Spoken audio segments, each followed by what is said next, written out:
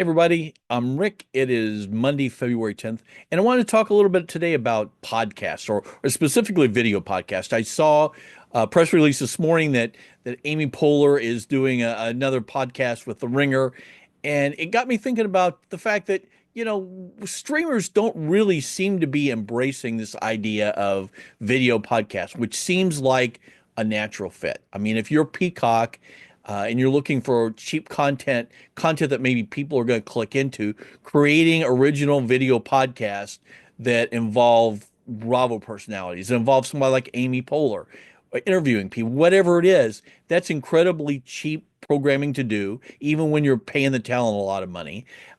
It's high profile. It gives them a platform. You can cut a deal even to let them, take some of the ad revenue. There's a lot of different ways of structuring it.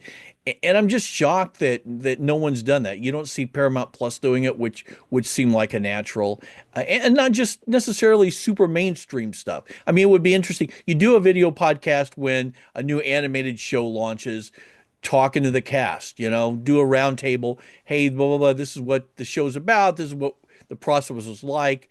It's cheap promotion. You're going to reach the audience that are most interested in this thing.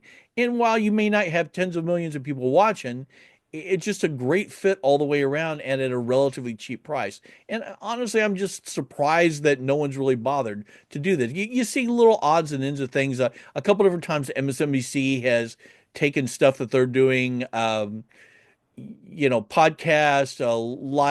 events, and putting it on Peacock. They haven't really promoted all that much, and I don't really have any sense of whether or not it's done very well. But there's certainly an audience there. There's people are really accustomed to podcasts now. This is a mature industry, and honestly, also if you're someplace like Peacock or Paramount Plus, where you're trying to, or even Max for that matter, where you're trying to expand your audience, you're trying to get people to subscribe. You want to be a higher profile, creating podcasts that then are distributed not only on your service but across all the podcast networks is an incredibly cheap way to boost engagement. And honestly, I just don't get it.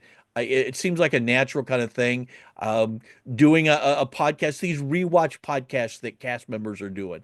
Hey, we're gonna rewatch every episode of Homicide: Life on the Street, or Eight is Enough, or whatever it happens to be. Those things are incredibly popular with listeners. The fact that a streamer isn't doing a video version of that, and particularly if it's a show that the streamer has rights to, where you could say, look, we would like you to come back and talk about your show, do it episode by episode, and you'll be able to use clips to highlight it. We'll dig in the archive, see what else we can find, maybe some outtakes, something interesting.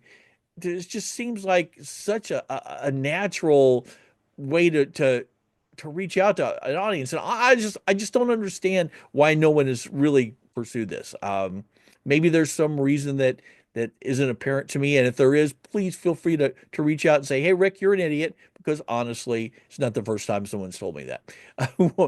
On that upbeat note, I hope you had a great weekend. Hope you enjoyed the Super Bowl or not, and I will see you tomorrow. Thanks.